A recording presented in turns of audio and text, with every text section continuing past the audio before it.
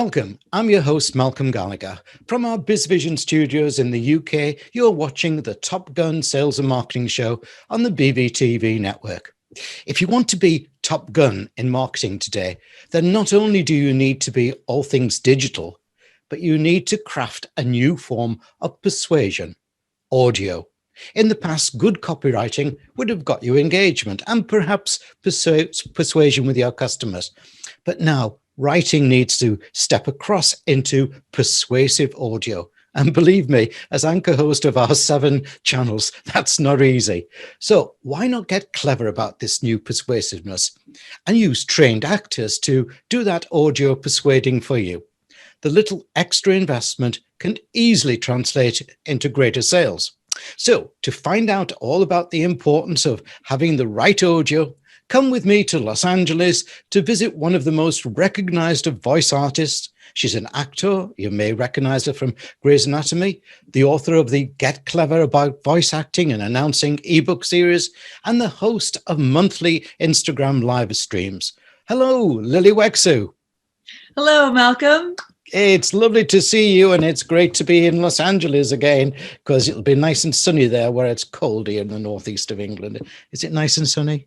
Indeed it is. It absolutely is. Yeah. All right. Lili, before we get into the meat of our interview about voicing marketing messages, I just have to ask you to tell my viewers and listeners who you are and what of your many voice and acting accomplishments you're most proud of. No, I'll tell you what.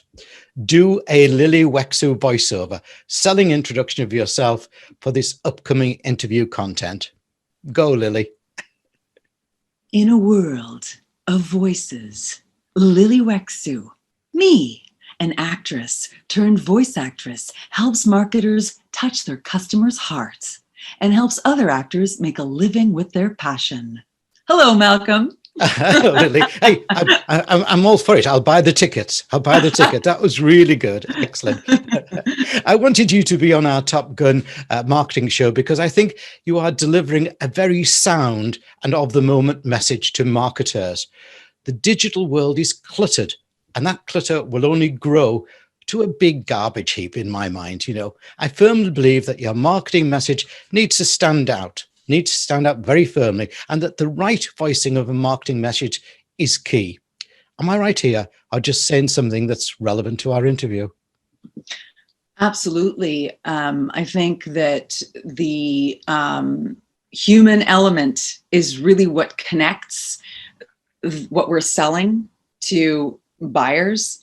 So it's very, very important to have that human element because it's humans making the decisions. It's us humans making those purchases, cutting those checks, and sometimes people tend to forget that. So we really, voice really fills in that gap because you can have images, you can have script, you can have music, you can have all those things, but until you have that human element connecting it all, the buyer is just a little bit removed. Yeah. So yes. It's really an opportunity to bring everything together. Yes. Yeah, that's really well said there. Tell me about your initiative to help actors improve their skills in the voice talent industry, and especially your Get Clever ebooks. Yes. Well, I created that series because it's one of those fields like singing or dancing or performing where there really is no manual. There's a lot of schools and books that address the artistic part, which is great. And my books address that too. But then how do you make a living, in the marketplace? And the market of 2020 is different than even 10, 15 years ago, 20 years ago, 30 years ago. So people need a little bit of a guide, a compass through that maze, because now voice acting is not just acting, it's also becoming a technician. You have to know how to produce your own audio, and it's becoming an entrepreneur as well. You have to be able to sell your voice. So all those things are in the books to really help people, guide them through the maze of the marketplace of today. Brilliant. Now, I said in my opening piece that because of digital expansion, audio is now the key to persuasive marketing. But what is good persuasive audio? Good persuasive audio really has a few elements. One of them is obviously the humanity, like we talked about. So you want to make sure that your audio is talking to a specific person. You don't want to have a generic message like we used to have. Those used to work. They don't work anymore. People want to feel connected. So having that human element, having an actor really speaking to your audience is one way to do that. Another way is a sort of more stylized piece. Let's say you do, since you're in Britain, you do a James Bond kind of stylized piece. Right. Yeah. Then your job is to bring us into that world with your audio, and that includes the voice.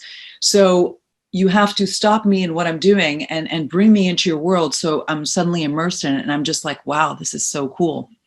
So they're really those two elements, the human element or bring me into a world. Those are two ways to create persuasive audio. I like that, and especially the Bond reference. Sadly, of course, this weekend, Sir Sean Connery died, but an iconic franchise, isn't it? That just draws you in. I've long felt that marketers on a budget don't have to blow all that budget on a famous name doing a voiceover. However, selecting the right actor shouldn't be budget-led either. It's results that count.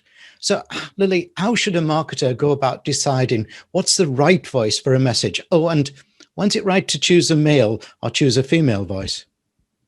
I think when it comes to choosing a voice, you're right. There are many, many talents out there. You don't need to blow it on a famous voice. You'll have plenty to choose from. Now, when choosing a pro, the ability will probably match their rate. But you'll have a lot to choose from. As far as knowing what to choose, you have to trust your instincts. It's like when you're designing a brand logo or creating a motto for your brand. It starts with you. It's subjective. It's what you like. And then you have to think about your target market. So those are the two things. It's your personal preference plus who you're trying to reach, that target market. So the same thought goes into choosing a voice. You'll have to trust your instinct of what you like and also think about your target market. So if your target market is very young, you probably want to go with a youthful voice. And the best way to find that voice will be to put a breakdown, what we call a breakdown out there, and get some auditions. A breakdown, describes everything that you'll need for your project in terms of the voice, what you're looking for, and get some auditions. And once you have those auditions in hand, what you want to do is try the voice with the image that it's going to be married to and the music, because what you like and what's good for your target market, sometimes it might be between 3 different voices, but one of them will fit best with your overall audio production. So those are the things that you can do to really help guide you. You really want to try that voice, because sometimes we can fall in love with a voice and think, oh, this is perfect. It meets all the criteria. And then you put it into the production, it doesn't quite work. So you have to try it. That's the best way to really find it. And thanks for that definition of breakdown. It's nothing to do with the pandemic and so all is it, it's what you will also maybe have if you don't find the right voice. How important is local dialect in selecting a voiceover? Now, sometimes dialects don't travel too well, even across countries, certainly in the UK, that's true. What do you advise marketers to consider? It's very important to be conscious of the local of the target market that you're going after, and you should really use a different talent for different markets, unless you're doing something stylized like we talked about before. If you're doing a Bond themed thing that's international, everybody knows it, you can get away with something like that. But if you're trying to speak to people from a human perspective, it's not a stylized production. You really want to take the time to find a different voice for every target market that you're going after, especially when you're talking about different geographic regions. You have to be worthy of people's money, If you're going in there and saying, I want a piece of that pie, you absolutely have to prove that you're worthy of that pie. So if you haven't taken the time to adjust your message to that locale, it's going to backfire. So your competitors will do it. So you have to do it. Yeah, great advice. Okay, let's assume I'm the head of marketing for a new software app designed, let's say, to provide cybersecurity in homes. What should be in my brief to give out to possible voiceover actors? Just give me the 3 or 4 essentials you like to see yourself that are helpful. One of the most important things is I want to know your vision. I want to know where I fit into the project. So for instance, am I the professional that's going to be guiding you through some steps to help you secure your business? Or am I the calm in the storm attack of cyber attacks? Yeah. You know, where do I fit into the project?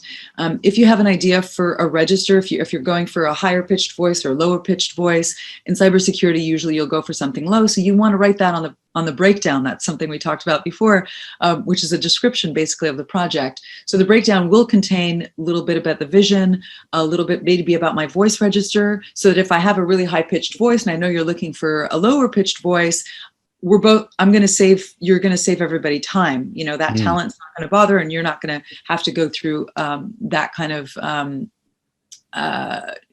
go through voices that don't match. You also want to think about pace, for instance, and this is something marketers can do when you're writing your script. You can actually voice it yourself and put it into the production so you can see what works better, a slower pace or a fast pace. That can be very helpful for me to know it. Do I have a lot of time here, or do I have to go move through this script? And then another thing that talents like to know as well is, where is this going to end up with the usages? Is it going to be for TV? Is it for YouTube? The length? Is it a 30-second? Is it a 15-minute?